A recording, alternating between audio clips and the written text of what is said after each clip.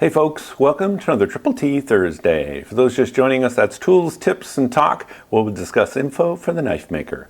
So you want to start bladesmithing. What do you do? What do you need? So that's what we're going to talk about today. The very first thing I suggest you do is go take a class with a local blacksmith or bladesmith and learn what it means to move metal before you go spend some money on equipment. You'll thank me, you'll get started in the right direction, and it'll probably save you money. I teach classes here in California, so if you're in Northern California, look me up, check out my website, or look for someone local to you. All right, let's go down to the table. I want to talk about a few things. So you've taken a course or you just decided to jump in. So what do you need? You need a way to heat that steel up, you need something to hold it with, you need something to hit it with, and you need something to hit it on. So we're going to talk about all of those items. First off, forges. So there's a couple different kinds of forges, so I want you to be aware of what those are. We talked in the last video about a good starter forge, and I even showed one. I think the Mr. Volcano is a great design. It's a Venturi forge, and we're going to talk about the difference in just a second. But there's great starter forges out there for, I've seen them as low as $80. I think the single burner Mr. Volcano is $80. You just can't go wrong with something like that. A forge is probably something you're going to replace anyway as you get more experience. So you might as well start with a cheap one and just get your feet wet. So let's go down to the table and I'll talk a little bit about forges and forge burners, just so you understand the difference between what you see out there. All right, so let's talk about forge basics. So I'm going to use this picture as reference. Most forges you buy are going to be generally this design with a metal casing, this wool inside, which is referred to as kale wool. It's a high temp wool that basically is a very good insulator. It is extremely bad on your lungs. You do not want to use kale wool that hasn't been coated in something. And typically if you're going to make one, you would use this special rigidizer. It's almost like a liquid glass, and that just hardens it and then lets you spread refractory on it, like Satanite, which is kind of like a refractory clay that you seal the kale wool on, and it gives it a nice hard shell. So this is a basic forge. Now let's talk about burners. So there's really two kinds of burners out there. This is a naturally aspirated burner, or a Venturi burner. And if you want to understand why, naturally aspirated burners, the flow of the gas, so the gas will come in here and there's like a MIG tip. I made this. There's a MIG tip from a MIG welder. You can't see it, but it's down there pointing down the tube. The flow of gas, because this is kind of a funnel, the flow of gas actually sucks air into this funnel here and causes it to spin, the Venturi effect, which is why we call it naturally aspirated. It's sucking in air naturally. You don't need to blow air into this burner. So it requires no power.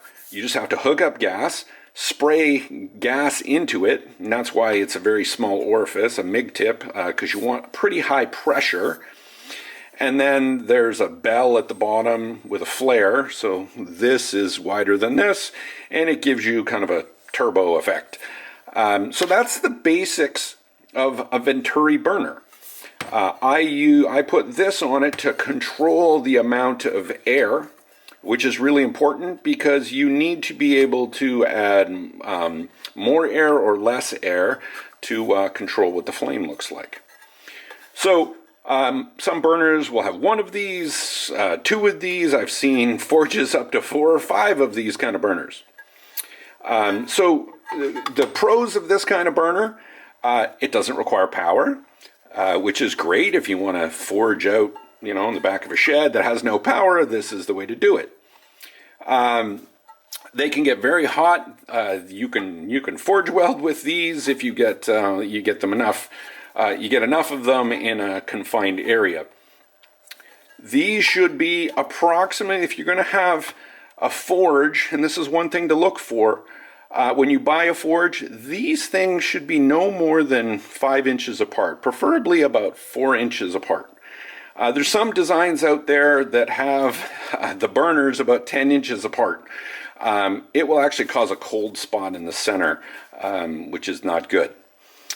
So a little bit more about these things. The reason I upgraded away from one of these to what's called a ribbon burner, and I'll show you that, is because it's a forced air, meaning you're using a fan to blow air into it instead of a naturally aspirated burner. So the cons of this, it actually requires a lot of pressure, and you tend to use more gas because you can't run these at a very low temp because you're pushing, you need a lot of gas to be able to suck in air. So they're great at, running full tilt, but running 2 of these on a forge, you're probably going to be in the 10 or 15 psi range, if not higher, especially if you want to forge weld. So these will suck up gas quite quickly.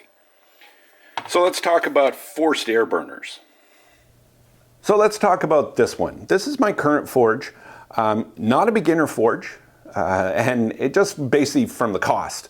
But one I built, this is a forced air ribbon burner forge. Forced air, the main difference is this has a fan which is pushing air up the tube into the burner, and gas is fed into the tube here. So that's your mixture. Then you can control the air much better by this gate valve, just controls how much air is going in. And you can also control the gas separately. So much more you can fine tune this much more than the little flap on the top of a Venturi burner. And you can run this at much lower temps, and obviously it'll get very hot. I can blow a lot of air in here, more than a Venturi burner could suck in via the fuel. So there's some great forges like this. The Apollo forge from over at Brian at Housemade is a fantastic forge. I wouldn't necessarily call it a beginner forge because you're looking at probably $1,000 or close to get that forge up and running. The big difference between this burner is just that instead of a centralized burner, it's got a bunch of little holes and all the gas goes in. So think of it like this is about 35 tiny little burners on the inside instead of one big one here and here. So it just gives you more even heat. But now you know the difference between a forced air system, which does require power, and a Venturi system that just uses Venturi burners. So let's talk about holding on to your work. So here's a couple pieces of just bar stock. This happens to be 80 CRV2, 1.5 inches by 3/16, and this one is W2, 1.5 inches by 1/4 inch. Those are kind of your typical thicknesses you probably want to start out with. I wouldn't go thinner than this. It just gets a little dicey after you remove scale and stuff. Your knife is going to be pretty thin. So how are we going to hold this? Well, the low-tech method, of course, use some vice grips. I wouldn't actually recommend these that have the plastic. So if you have vice grips, this is a decent, the problem with these is they're really short. So your hands will heat up. You're going to want welding gloves in any case, or something like this. So this is kind of the low-tech version. You're going to want to upgrade to real tongs. So here are some blacksmithing tongs and some different types. This is a really good set. This is a pair of Z offset tongs, meaning they're offset this way so you can hold stock and then it can slide up here, which is great. For that reason, you can get the same pair of tongs that are not offset, and the good thing about these is they will slide up. The bad thing about these is that they will slide up. Meaning if you're trying to smash in the corner, you'll tend to start pushing it up here. If it's locked here, sometimes it's nice because when you hit the corners, it's not sliding up the tong. These are really great tongs for bladesmiths for holding work. Another set, these are box jaw tongs. And you would put the stock inside and clamp down on it. Unfortunately, when I bought these, they were advertised as 1.5-inch box jaw tongs. I assumed that was the inside, not the outside width. So, personally, I think it's dumb. You would normally have this as the inside, so these aren't helping me very well. So, I need to get a new set. Lastly, these are called V-bit tongs. These I use for just about everything. They don't really fit stock like this, but if I can show you here, they're great for holding round items because there's when they come together, they're square here, so great for holding round items. I use these almost exclusively because I'm usually doing Damascus and I've got a little handle on my billet here, and that's what I'm using. These aren't cheap. These are typically around $50 to $70 a pair. If you don't want to buy tongs, you can get these make your own tong sets. They come in kind of flat sheets, and then you have to drill or drift holes and then make them and twist them and all kinds of stuff. I bought these thinking I was going to do that. Turns out I hate making tongs, so these have sat in my bucket. But yeah, it's a good little project if you want to make yourself some tongs. So now we can hold our work. What are we going to hit it with? So let's talk about hammers. So here we have some typical blacksmithing hammers. This one was given to me by Spencer at Heavy Forge. I really love this hammer. This is what we call a rounding hammer, meaning it has one flat side, flat-ish side, I'll get to that, and one round side. So the reason we want different shapes here, obviously the flat side is you want to make something flat. We always kind of smooth out the edges here, because if these were really sharp, when you hit your work on a slightly off angle, you'd have a dent. So this kind of softens those dents. And that's the main issue with getting just typical hammers like these. But we'll get to that and how you can fix these up. So making something flat, but if you want to spread something out, which typically we want to do, that's what the rounding hammer is for, or anything with a rounded edge. Now, if this was your work and you hit it here, because this is round, it's going to spread whatever you're hitting out in all directions. Okay, so that's what the rounding hammer, or the peen on a hammer, if you take a ball peen hammer, it would just accentuate this curve. As opposed to, this is called a straight peen hammer. Okay, it's still got a flat side, but it's got a peen here, which is basically just an arc, if we look this way.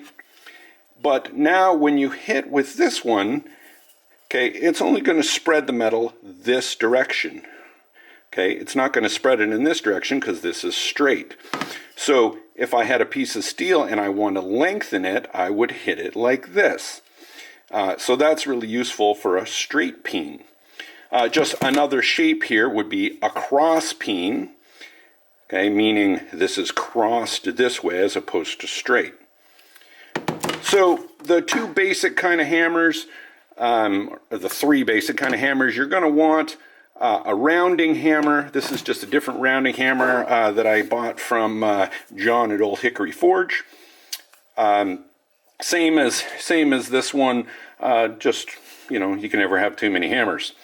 So that's a great one, but the kinds of hammers is pretty much you're going to need a rounding hammer, some kind of peen, either a straight peen or a cross peen, or both. These can be expensive. And this one I'll say, this is from Frank at Two Bastards. This is actually my go-to hammer. It's just super comfortable, and I just love the way it hits.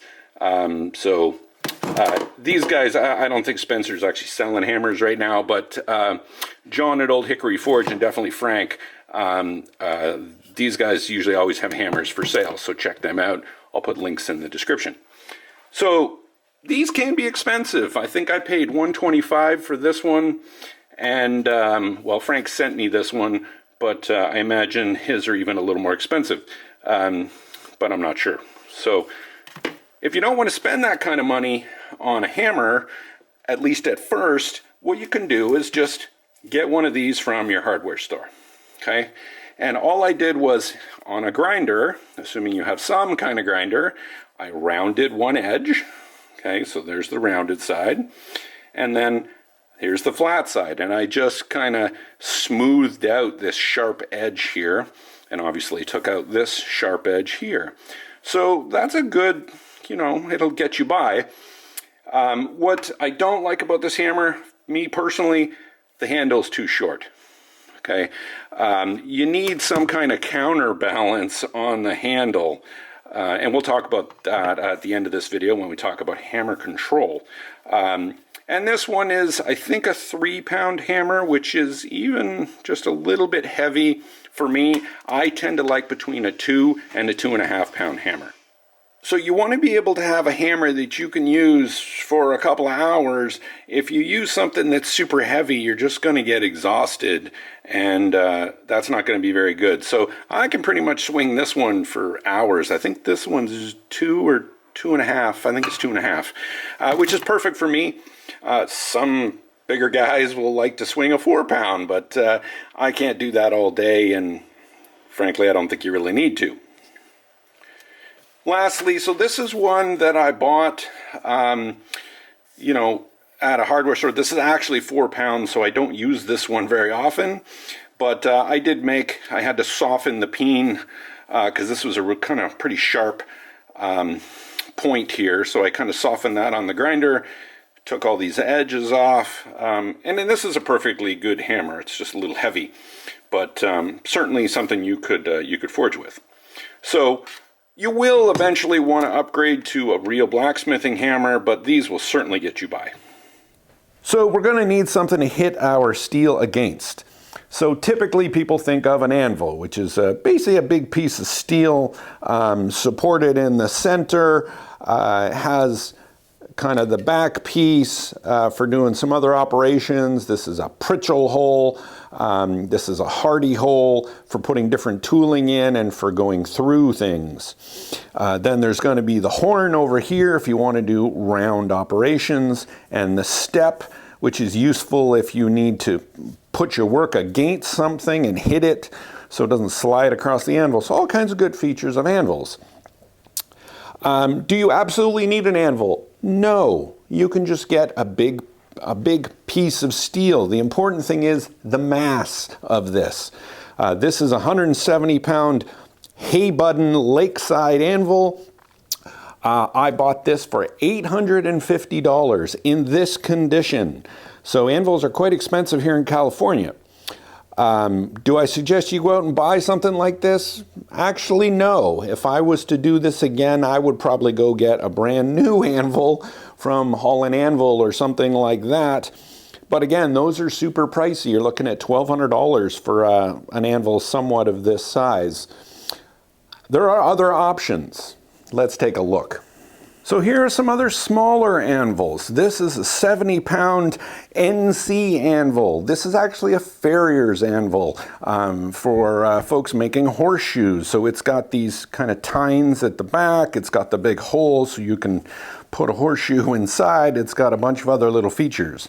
This was about $300, brand new. It was my first anvil, but it's only 70 pounds. So this definitely will get the job done for most knife makers. This is just fine. What's actually better though is an anvil like this. This is an Atlas Knife and Tool Company anvil. It's 66 pounds, but you'll notice that all of the weight, okay, is under the face of this anvil. Okay, as opposed to this, which has a very narrow waist. So if you're hitting over here, you're not getting a lot of support, so you're not getting a lot of kind of rebound into your work, most of the energy is going to be this thing, this piece moving, or at the horn. Whereas this one, all of the weight is right underneath the face, so it actually hits like a much bigger anvil. So this is a really good option if you want a kind of a little knife maker's anvil. But again, it is small, it's only 66 pounds, so if you're doing a lot of work, you probably want to move up to something else. But to get started, this is a fine anvil. I think these are just over $400. But if you want an even cheaper option, let's look at the next one. So this here is an anvil from Vevor. It is a cast steel anvil, so the face is around 50 HRC, which is definitely hard enough for forging. It has a horn. The horn is actually soft, and it's got this other kind of horn, but it's flat. So, you know, it has some uses to use this part. But the great thing is this is a 130-pound anvil, and these are about $240. So a really good deal for this anvil. It's actually the anvil I suggest people start with. This one is what I use my secondary anvil for classes, because, you know, I don't care if students beat the crap out of it because it was only 240 bucks. Actually, Vevor sent this one to me for free to review, but if for you guys buying them, yeah, about 240 bucks. So you can't really go wrong. So one of the most important aspects of an anvil is what people talk about is rebound. How much rebound will an anvil have? And that's usually measured by taking a ball bearing, dropping it on the anvil, and seeing how far it bounces back up. So if I do this, yeah, this one's got about, 90% rebound. Okay, if I do that over here, it's about the same. So this anvil has pretty good rebound, as does this one. If you were to do this on something like a cast iron anvil, its rebound will be terrible.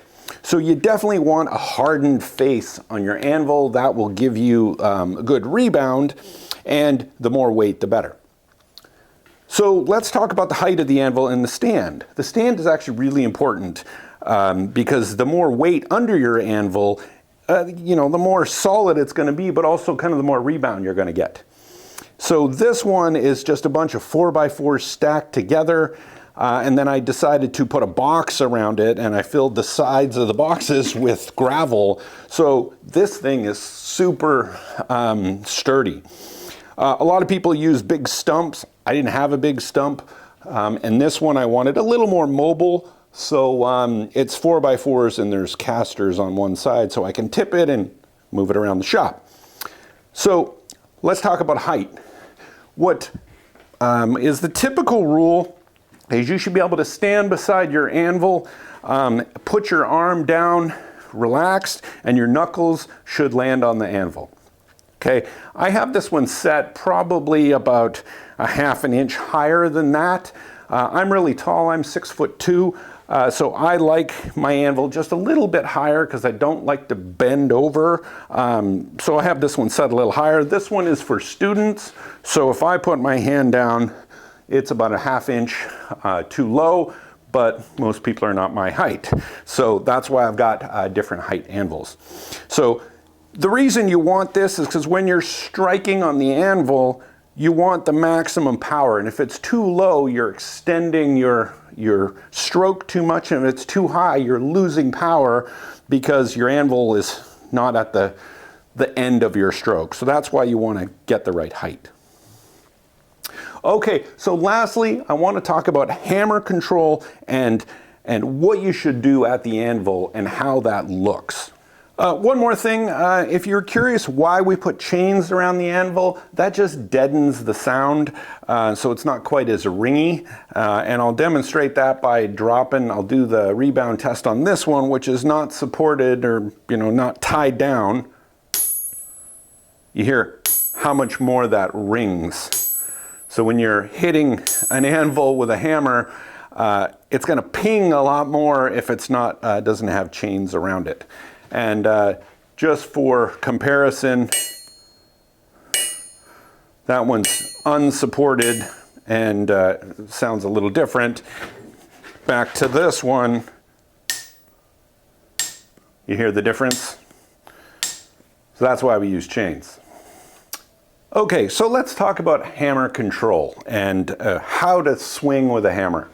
What I see most people do in courses that I have to correct the most is people that want to do this with the hammer, meaning all motion is happening at the elbow.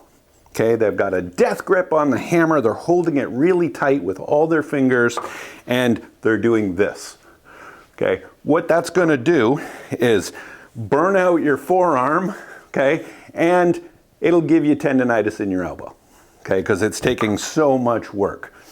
The first thing you need to do is just relax your hand. What I like to tell people is really you should only be holding the hammer with your thumb and your first finger, okay? And what you want the hammer to do is, you notice how the end is coming up and the hammer is almost snapping. Okay, I'm not doing this, I'm doing this. Okay, so I don't have a death grip on the hammer. Okay, and if you just squeeze your hand, okay, and then feel this part of your arm, you're gonna feel it's really stiff. You shouldn't have that. Okay, next thing is, the motion is not from your elbow. Yes, there's some motion in your elbow, but most of the motion should be in your shoulder. It should be, my whole arm is moving, okay? Yes, I'm pivoting at the elbow, but I'm bringing the hammer up, and even if I don't move my elbow, you see it's all the movement is coming in my shoulder, okay? Your shoulder, this is a much bigger muscle. It controls your whole arm.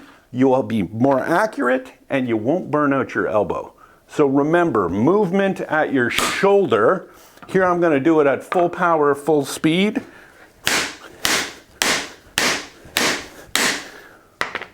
Okay, so movement from your shoulder, not like this. Next thing is posture. Okay, don't do this. Whereas you're bent over and you're hitting like this. Unless you're planishing or you're doing some special operation where you need to be real close, you should be standing up. Okay, standing upright, comfortable, and I'm over the anvil. Okay, I'm almost looking straight down on my work. Don't be afraid of it and stand way out here and hammer like this. You need to be over the anvil, okay, doing this and kind of stand up straight.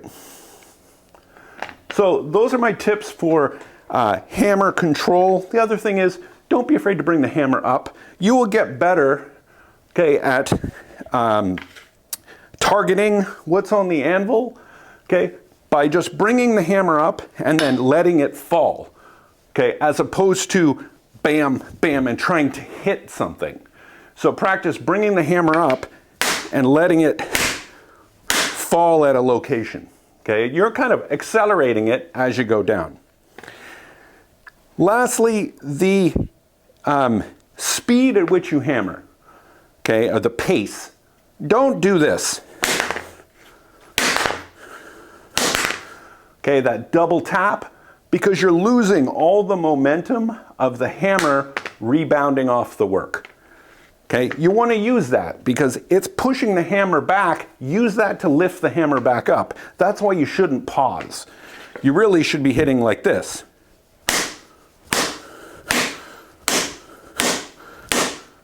Where my blows, it's bouncing the hammer back up for me, not like this.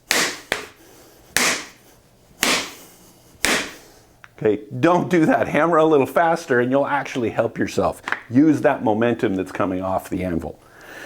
So, I hope that was helpful. I went through what you need to heat the steel up, how to hold it, what to hit it with, and what to hit it on. And how to hammer so you don't hurt yourself and you get the most out of what you're hitting. All right, folks, in the next episode, we're actually going to put something in the forge and start hitting it. We'll see you on the next one.